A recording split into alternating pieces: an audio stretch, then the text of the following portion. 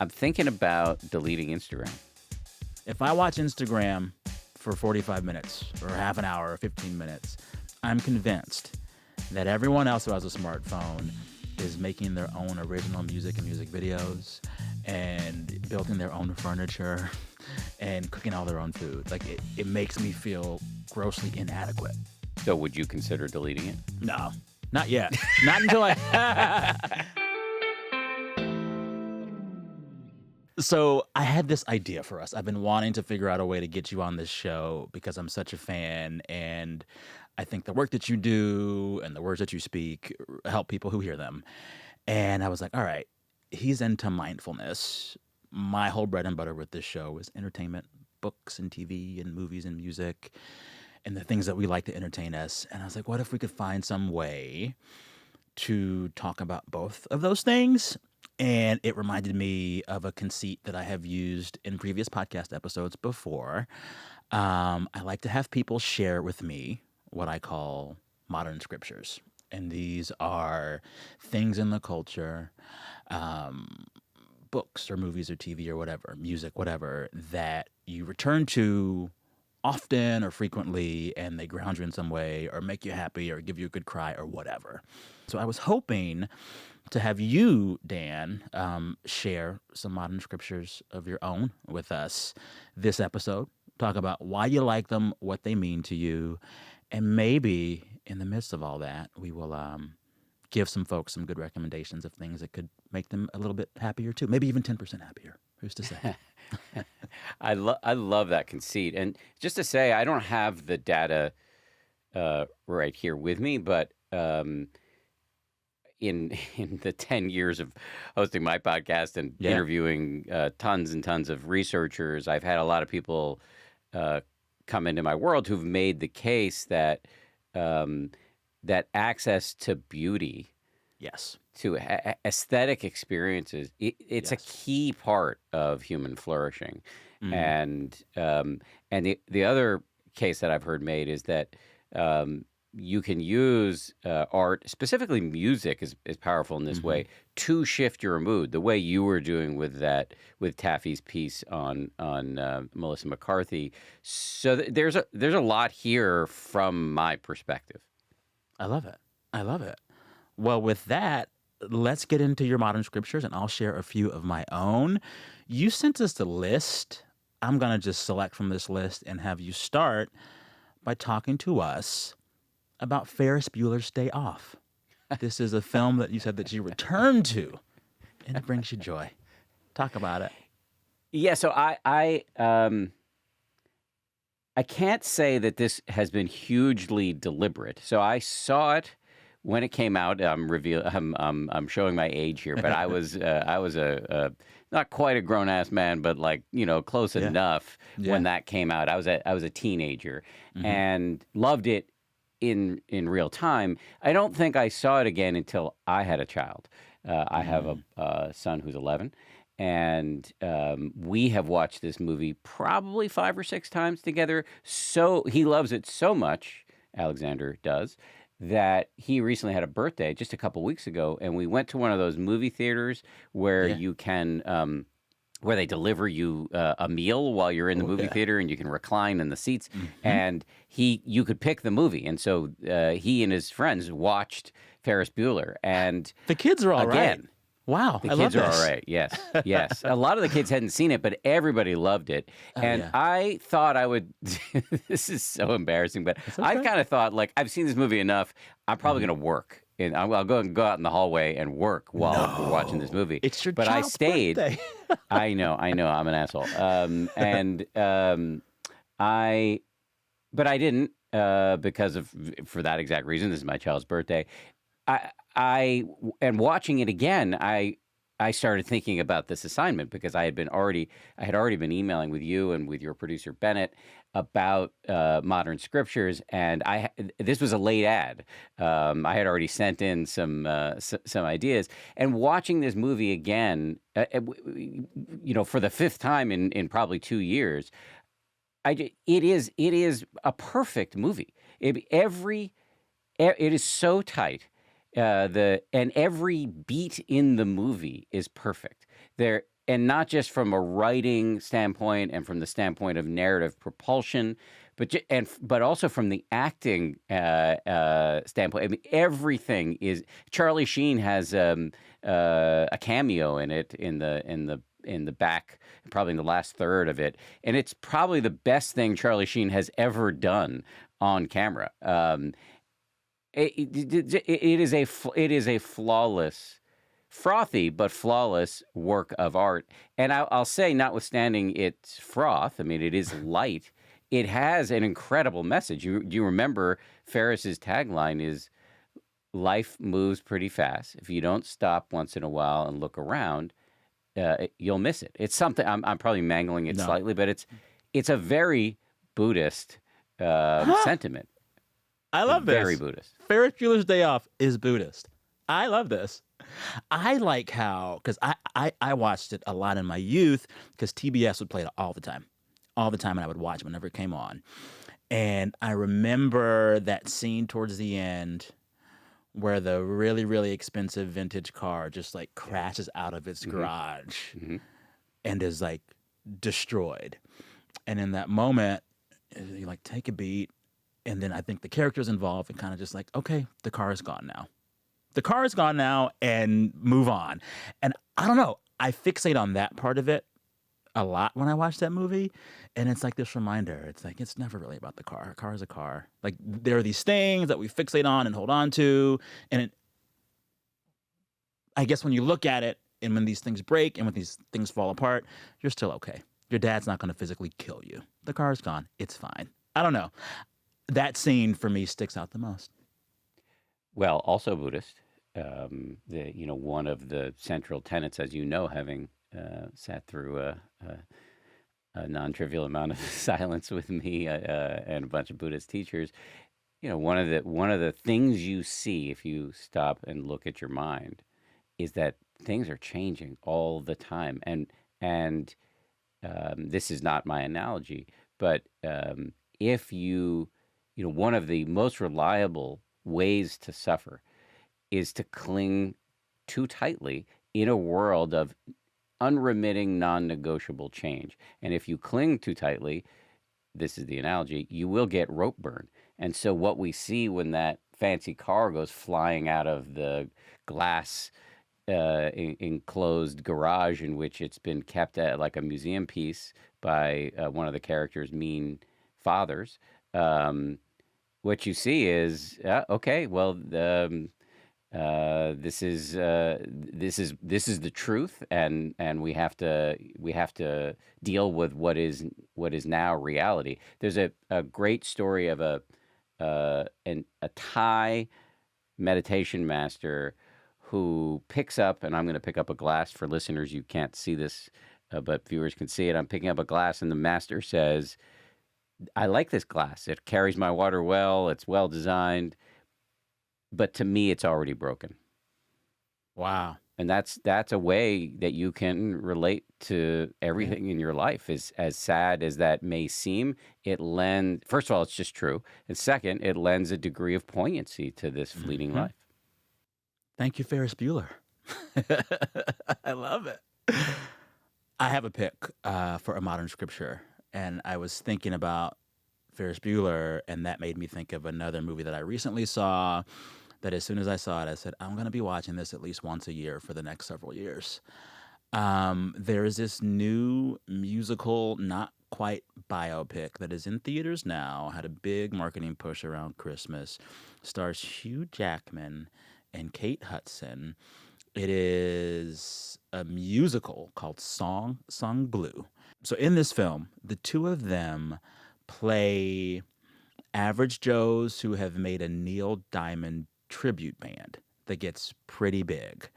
The commercials for it are laughable. It looks like a farce. You're like, this can't be real. Who cooked up this idea? Fire all the executives. It looks so cheesy. So cheesy. But something about it draws you in, and then you watch it and you realize, one, Kate Hudson deserves an Oscar. And two, you are a Neil Diamond fan, even if you don't even know it. But what I love about this movie and why I want to keep returning to it is that it is a film that, as a friend told me, feels like a movie should feel. At every step, it hits the beats that a melodrama of that sort should. At the moment you're supposed to laugh, you laugh. When it's time to cry, you cry. And at the end, they put a nice bow on it, and you're like, yes, it feels fulfilling. I watched it once and cried like a baby. And then over the course of New Year's, hanging with friends, I said, I have a great plan for us tonight. We're going to watch this movie and cry like a baby together. And I just love it so. And it's one of those movies that you put on when you don't even know that you need a good cry, and you get one. And it's this reminder that, like, sometimes the well that I want to return to is a reliable well. I want to play the song that takes me there. I want to watch the film that gets me there. I want to, like, tap into those things that I know are going to give me this emotional catharsis that will feel good. And my newest of that ilk is Song Sung Blue. It's a really good movie. That's Okay, all. I'm convinced. I'm going to Yeah? see it. But the trailers are crazy. So I had seen trailers and I had that reaction. I thought this looks ridiculous, but I actually thought I thought Hugh Grant was playing Neil Diamond, and then that made me like it even less. But now I realize he's not playing Neil Diamond; he's playing a dude who loves Neil Diamond, and that makes me like it more. And Kate Hudson, I think, is an underheralded actor. She can my sing, son and I have been, too. Yeah. can she really? My son and I have been watching the Knives Out movies, and she's really good in the second Very one. good. She's very good. Fun fact, she has a band outside of her film work. She sings around LA. I kind of want to become her groupie now. I'm really obsessed. She's really good. And there's this scene where she has this really, like, tight to the camera monologue in this delectable Midwestern accent, and you just watch her do it, and you're like, "I'll give her the Oscar right now." Right now. Yeah. Yeah. Go ahead. But I don't want to gloss over something you said there. For you, there's a well that you want to return to frequently of, give me a good cry, give me some catharsis. Oh yeah. I mean, there's certain things where you go to them and you know that they'll, like, release the pressure valve. This movie will give me a good cry. This song will give me a good. This film will make me laugh. This TV show, like, I can always, like, go back to The Fresh Prince of Bel-Air and have a good belly laugh and just relax. Or like the film Rat Race, which is not a great movie, but it's a terribly bad movie. It's got Whoopi Goldberg and Mr. Bean, and it's a caper film with a bunch of poop jokes, and it's stupid. But I watch it, and whenever I watch it, like, the rest of the world's problems just kind of roll away. I think with Song Sung Blue and these things, it's like I want art sometimes that will reliably take me out of whatever place I'm in. And usually it's either a good laugh or a good cry. Song Sung Blue gives you both. They didn't pay me to say this.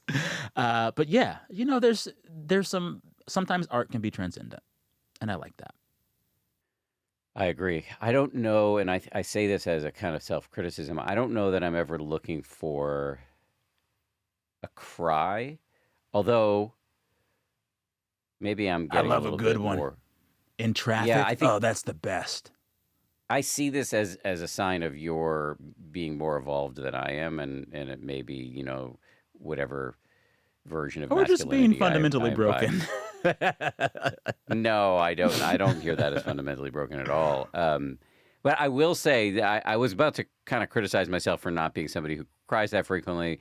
But as I've gotten older, and probably under the influence of a lot of meditation practice, the TikTok algorithm has learned that I like to watch an emotional reunion, and I will cry at those. Like a pet owner reunion or a people reunion? Pet owner, soldier and his or her family, soldier and Soldier and his their or her dog. pet. Yes. Oh, man. Best friends who haven't seen each other in a long time, and the spouse arranges a reunion. Parents, especially when a parent sees a child, when a parent sees a child they haven't seen in a long time, those videos kill me. Beautiful. I've watched the same videos over and over and over, and they get it. me every time. I love it. Oh, then you got not to give you homework, but the reunion scene towards the end of The Color Purple, every time. Mm. Every time, every time. Anywho. I want you to talk a little more about another suggestion that you sent to us. Not suggestion, a pick that you sent to us. Fleetwood Mac. You picked two albums from Fleetwood Mac that you return to, and they make you feel good. Yeah. Rumors, of course, we all agree. But you also chose, and I'm with you on this, their much maligned follow up, Tusk. Mm. Are you a Tusk defender?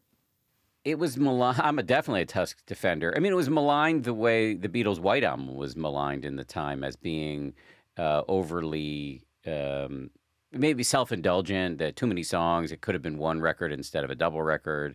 Um, and sure, yeah, there's some songs on that record that I don't love, but there are some incredible songs on there.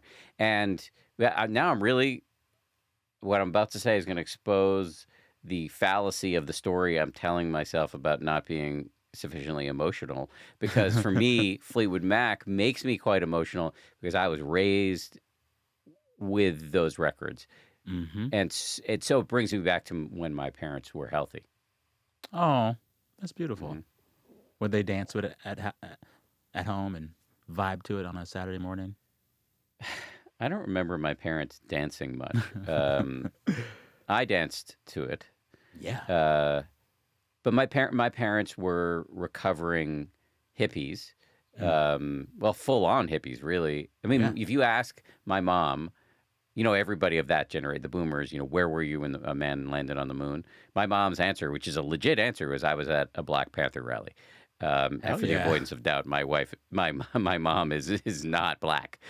So she was really she was very political. Both my parents were very politically attuned in the late '60s. My dad got drafted and managed to be able to serve in D.C. instead of having to go to Vietnam, and all of the music of that time we were raised with. Now, Fleetwood Mac comes in the mid '70s, but they were still kind of in that mode, even though at that time they were no longer kids. But I was a kid, and so those, like the opening sounds, the opening chords, I guess is the right term, of the first song on Rumors. I think it's what's the first song on Rumors? I can't Let's see. remember. Secondhand news. Secondhand News. Yeah. It just always gives me the full body kind of tingle, and Yeah. it brings me back to being a kid, and my parents. You've Yeah. gone through some of this yourself. I mean, my parents are still alive, but they're in a very different Mm-hmm.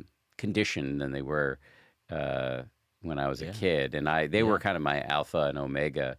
Like I Yeah. really looked up to them, and now I'm more of the parent, and so Mm-hmm. that's been dizzying, head Yeah. spinning for me, and so the music is poignant in that way. Yes. Well, and I love Fleetwood Mac for so many reasons, but I think that they speak to, and actually, I did a whole episode about their song Dreams for this music podcast, one song. And my biggest takeaway with Dreams is that, like, they are a band that managed to work together in spite of all of their fighting and still make good art. So, Dreams was Stevie Nicks' answer to Lindsey Buckingham's You Can Go Your Own Way. They're both two different songs about the same breakup. Mm. And imagine two lovers who have broken up that are in a band making songs about the breakup on their own and then saying, as a band, we'll do them together. That's what they did. And in the making of Dreams, Lindsay really kind of helped Stevie fix the song. It wasn't Yes, ready when right. she brought it to them, and he helped. And then they sung it together and made it art. I find that so inspiring.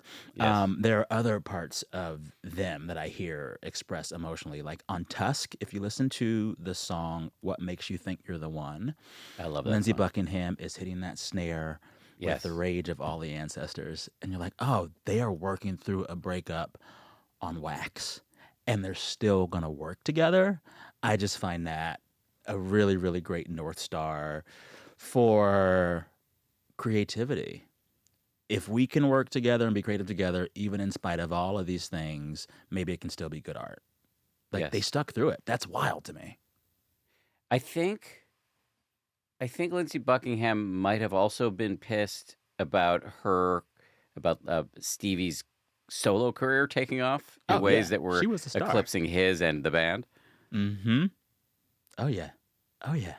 And like you just hear rage in there Mm, and they make it art. And you hear sadness in there and they make it art. hmm And it's like, I don't know, we whenever we talk about Fleetwood Mac, we talk about all the breakups, all the breakups, all the breakups. And I'm like, oh, the story of Fleetwood Mac is that they stuck together through the Yeah. breakups. They kept Yes. making Yes. stuff. That is Yes. remarkable to me. And yeah, Yes. Tusk is so underrated. I love Tusk. So what's your next pick? So my next pick is a music pick as well. Um, I am of the controversial opinion that Aretha Franklin's best work was her gospel work. Huh. And there is an incredible live album she did in Watts way back in the day called Amazing Grace. She recorded this album at a church with a choir, with a live audience. And there's a video documentary where you can watch the whole thing. Her father, a minister, introduces her, and her organist and choir director for the entire album is the gospel legend James Cleveland. Hmm. The entire thing is one of the most captivating performances you'll ever see in your life. And there are these just little sprinkles that make it even more special. So they kind of just had a regular church service and recorded it. It was like a choir concert that they recorded, and people could just come and show up. And as they pan through the audience, you see these wonderfully, beautifully dressed black people. But then they get way to the back, and the camera goes long, and it goes to the back of the church. And there's this white guy sitting there just bobbing his head. And you're like, who is it? How did he get there? And they zoom in closer. Guess who it is? It's Mick Jagger. Mick Hmm. Jagger is there soaking it all up because he knows there's no greater standard bearer for good music than Aretha Mm, Franklin. mm, And it's funny, all through his career, all through the Rolling Stones career, you can hear the ways in which they are directly influenced by black music, by gospel music. To see him in that room during this recording is really kind of beautiful. Another fun fact for me watching this thing, this is one of the best reviewed gospel albums of all time. And the open secret of the album and of the music itself is that James Cleveland, the choir director and organist, he was very, very gay. Very, very gay, had a lot of male lovers in the church, and he eventually died from AIDS, I want to say in the 80s. mm. But as someone who grew up queer in the church, I was always wondering, is there space for me in this place? Is there space for me? And in adulthood, I finally watched the doc of this Aretha album and saw James Cleveland right there playing the organ the whole time. And it's like, oh, yeah, there's always been space for us. Thankfully, I'm allowed to live a more open life than he was allowed to live back then. But it's a wonderful reminder that, queer people have been everywhere all the time and always will be. It's also just, it is Aretha at her peak. You could even watch this thing on mute, Dan. It's so Mm. gorgeous. Yeah, Aretha Franklin, Amazing Grace. The album and the live documentary always works for all ages, all people, all the time. I love your pick. Thank you. Thank you. I want to highlight another pick that you sent us for a piece of pop culture, Dan Harris, that helps you feel good and that you can go back to a lot. You recommended Parks and Rec. Mm. I like that one too. Tell me why you like it. Kind of got me through the pandemic, actually. Mm, okay. I had watched it in real time, loved it when it was on the air, and I believe the aughts, and then and maybe the early 2010s. Um, then when the pandemic hit, and I, like everybody else, was completely freaked out and stressed. And after my family would go to bed, I would stay up watching and just rolling on the floor. It's a show.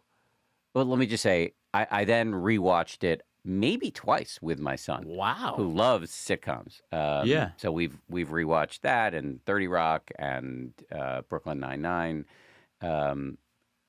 But Parks and Rec is our favorite. And to me, it's really a show about love. If you watch The Office, for example, it's quite mean. It's a show I about mean, it's hate. brilliant. They all hate each other, and I love Yeah, it. they But all yeah, hate they each don't. other. Yeah. But Parks and Rec really, it's not. It is about friendship and romantic love and romantic friendship, and so it's really you feel the warmth alongside the humor. The humor is not overly cutting. I agree. And it has something that I think Abbott Elementary has. It has professionals who have chosen vocations that will never make them rich, but they chose it because they believe in the mission. Leslie Knope actually believes in the power of local government. The teachers in Abbott Elementary believe in the power of public education. It is really nice to see that on screen. I've talked at length with other thinkers about culture and entertainment. A lot of TV that we watch now, everyone's rich. Every show, they're wealthy, they're showing off, and it's like bad things happening to good rich people. Like, think of every Nicole Kidman show for the last 10 years, right? And so it's refreshing when you see people who are solidly middle class or working class who have chosen a vocation because they want to help people. And I feel that in Parks and Rec all the time, and I like that. I like it a lot. So that's a great insight. Yes, so it's not only about the love among the characters on screen, it's about their collective love of the community. Yeah, yeah, totally, totally, totally. I'm gonna offer one off of that just because I want folks to watch this show. It deserves more love. You speaking of people on screen following a vocation because they believe in it. I have to recommend, as a modern scripture, this HBO show that did not get enough love when it was on. It went on for 3 seasons. I think it was an adaptation of a British show. It's called Getting On. You ever watched this show? No. It's very good. It's got Alex Borstein, Niecy Nash, and Laurie Metcalf playing nurses in a geriatric unit. And it's equal parts drama and comedy, but half the show you're just watching these really well-intentioned nurses deal with calamity every day and kind of just like live, laugh, love through it. You've never seen Niecy Nash at a more understated and sublime performance. And you've never laughed harder watching Alex Borstein be this nurse who really means well, but is kind of a mess. It is such a good show.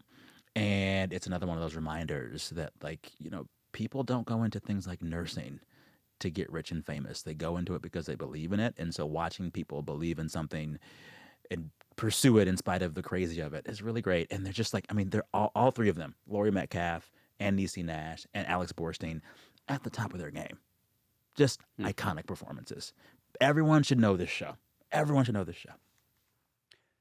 I'm legit taking notes as I'm listening to you. Okay. I'm going to watch all of these. Can I watch Getting On with my son? Is it appropriate for an 11-year-old, you think? A lot of the show deals with aging and death, often in a funny way, but you're watching these nurses deal with people who are like slowly dying. So it might welcome those kind of conversations if you're open to having them with your kid. I also think there's profanity. Like, they cuss on that show. It's definitely HBO. No, profanity is not a problem in this house. Okay. I try to minimize the sex, drugs, and violence with him, but the death part is and the medical stuff. I think that can be just for my son. Every kid's different. I used to take him with me. I used to be a hospice volunteer, and I would take him with me. I didn't know that. What? Yeah, so he. Wow. In fact, there was this one patient that I was very close with who's no longer with us, but this guy got brought to the hospice, told he had 3 days to live, and he lived there for 6 years. Yo, he's the mayor of the hospice at that point. So Ronnie was the goodness. mayor of the hospice, and I was very close with Ronnie. Yeah. And Alexander used to come with me and hang out with Ronnie. And then Ronnie had a goddaughter who was a year older than Alexander, and they would have play dates running around this hospice. So I don't have any problem showing him. Okay. This sounds like a show he could watch. It's a really good show. I'm very curious. You are talking a lot in this episode with me about watching TV and movies with your son.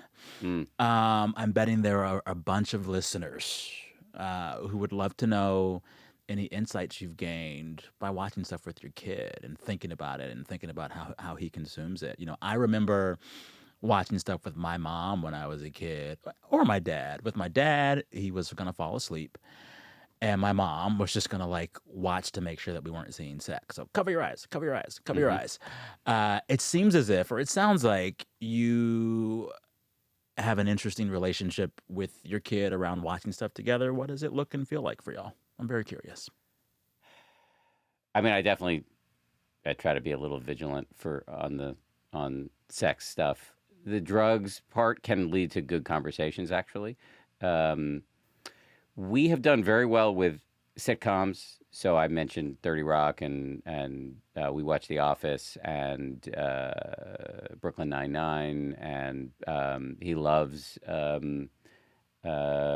what's the name? Elementary. Why am I forgetting? Abbott Elementary? Abbott Elementary. So we've had good luck with that. He loves series of movies. So we watched the Now You See Me series. We watched the Ocean's 11 series. We watched Knives Out. We just started Avatar last night. Godspeed. So that's going to be. We only gone through the first one. It's a tough slog. Yeah. I suspect we have a tough slog ahead My of us. fun fact about Avatar is that I've fallen asleep at every viewing. I've not made it through a full Avatar in my lifetime, and I've tried to watch them all. God bless those blue people, but we'll see. We'll see if but that actually, Avatar, the first one, which we watched last night, was a good. He was worried about some of the blue people, the Na'vi, I think. They have battle cries that he was worried it was cultural appropriation or racist for them to do, which then led to a whole conversation about this is an analogy for indigenous people all over the world. And so you never know, like in any show, an opportunity can arise organically. My son hates to be lectured to or taught anything by me. But if it comes up in the course of a piece of pop culture, then he is open to it for about 15 seconds. All right, that's something.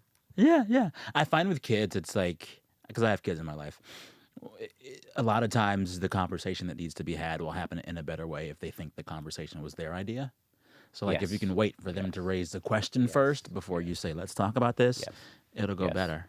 It'll go better. But I'm 100%.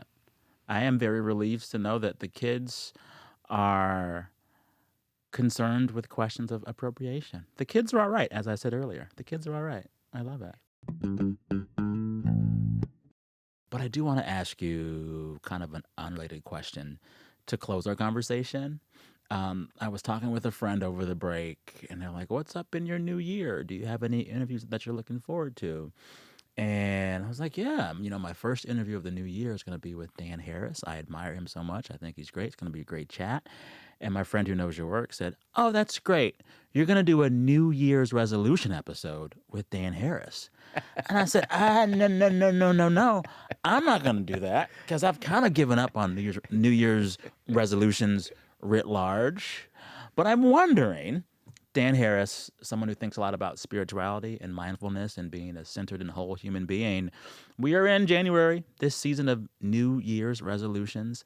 A lot of folks are at the gym or trying to not drink alcohol right now or whatever. Do you have some central grounding principle around New Year's resolutions and the New Year's resolution industrial complex, as I've come to see it?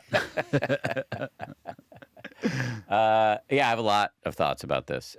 Historically, I've not been a big resolutions person. That being said, there is quite a bit of research to suggest that there's real power in what's known as the fresh start effect. So birthdays, even Mondays, or the start of a new month, but definitely the start of a new year can give people fuel to make change. It is also true, nonetheless, that by February, the vast majority of us will have bailed on our resolutions. And so that raises the question, like, what can you do to make these things actually stick? And there are a few little guidelines. One is to have very specific resolutions. So instead of I'm going to get fit, I'm going to go to the gym 3 times a week. It's much better. Another is to start very, very small, sometimes absurdly small. There's a lot of evidence to show that. So, for example, if your goal is to exercise or to run, starting by simply putting your sneakers by the door can be very powerful. If meditation is on your list, I often tell people start with 1 minute. 1 minute really counts. Two other things to recommend in terms of helping you do this. Doing it with other people can be incredibly powerful. A lot of evidence there that so-called social support helps people get over the hump because other people give you enthusiasm and accountability. And then finally, and I think this is probably the most important, I think of what I'm about to tell you about as kind of the Uber or upstream habit out of which all other habits can sustainably flow, and it's self-compassion. It's the ability to speak to yourself the way you would talk to a good friend. And we think, many of us do, that in order to get a resolution going, we need to kick our own ass. But it's the research is very clear that if you can just learn to talk to yourself in a kinder way, you're more likely to reach your goals, whether it's resolutions or whatever it is you're trying to do. I will finally just say that I'm not, even though I'm not a huge resolution person, I'm thinking about deleting Instagram. Don't you kind of have to do that? Well, or does someone do that for you? Well, so that's been my story. I kind of have to do that. I need to, I'm a creator or influencer or whatever the hell I am, and so I need to have a presence on social media. Yeah. But I do have people on my team who are doing most of the work, and I have just noticed that the most reliable way to make myself unhappy is to open Instagram. And I'm not trying to run down Instagram in particular, but for me, it's so ruthlessly effective at making me unhappy. Yes. Same. Yeah. And I think it's because it immediately invites comparison. Yes. You're comparing yourself to your friends and their stories. Yes. You're comparing yourself to the randos who come up on your For You page and your scroll. And I'll find sometimes, because my algorithm now gives me people who are making music and making art and making comedy. If I watch Instagram for 45 minutes or half an hour or 15 minutes, I'm convinced that everyone else who has a smartphone is making their own original music and music videos and building their own furniture and cooking all their own food. Like, it makes me feel grossly inadequate. And I have to remind myself, no, like, everyone's performing for that app and you should just put it down. But yeah, comparison immediately arises as soon as I open up Instagram. Immediately. So would you consider deleting it? No. Not yet. Not until I need to. Okay, listen, KCRW, if you're going to pay somebody to do my social, I'll quit Instagram. But until then, I got to make some of this stuff myself. Someone else cuts the videos, I'll say that. But yeah, the updates and stuff come from me. But one day, I would love to. And I've been trying to just build in activities in my day where a phone isn't involved. A thing that I do that's been really helpful for me, I put my phone in the trunk whenever I'm driving. That's awesome. So before I start the car, the phone is not with me. It's with me, but like in the back of the car. So I'm not on Instagram at a red light, or I'm not stuck in traffic scrolling. It's separate. And that makes driving now a lot more meditative for me, which is great. And safer. And safer. That's true. Yeah. And then two, I try to build in other activities where the phone is just not there. So every time I walk the dog, the phone's at home. When I walk the dog, it's me and Wesley Snipes the Pitbull, and that's it. So that's been helpful. Wesley Snipes the Pitbull. Yeah. I love Pitbulls. Pitbulls are get awesome. One or two or three. They're the best. Yeah. I have two close friends of mine each have a Pitbull. Beautiful, amazing dog. Yeah, they're the sweetest. Yes. And then my last thought on resolutions, I was thinking about this practice of modern scripture that I've been doing now for years, and I was thinking about it a lot in the context of the new year, and I had to tell myself that a lot of what I do when I talk with folks about their ideas of modern scriptures, I'm doing something that has become for me an everyday resolution that we have to remind ourselves is a resolution, the act of returning to things that bring us joy, to things that bring us solace, and to things that bring us peace is a really big and powerful thing. Yeah. And finding those things and giving ourselves permission to return to them as needed can be revolutionary. And so I have to remind myself at the start of a new year when everyone is resolving to become a new person or to do new things or to go into different directions. Sometimes the act of return can be just as fulfilling. We already have things in our life that bring us joy, that bring us solace, that bring us peace. We already have people in our lives that help us and nurture us and love us. Returning to them and to those ideas and to those scriptures or whatever they are, just doing that, it might not feel revolutionary, but it is edifying. And I have to remind myself, just return is enough sometimes.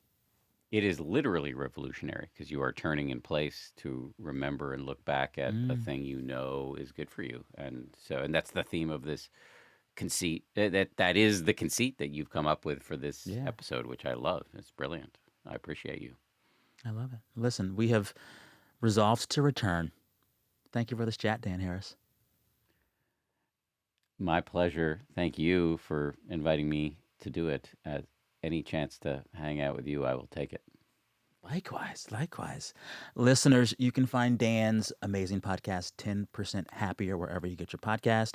You can find his app, 10%. It's called 10% with Dan Harris. Again, 10% with Dan Harris, it's a little clunky, but yeah. No, it's not. It makes sense. Okay. It works. And yeah, check out his social media as well. Someone else runs it, but it's still Dan.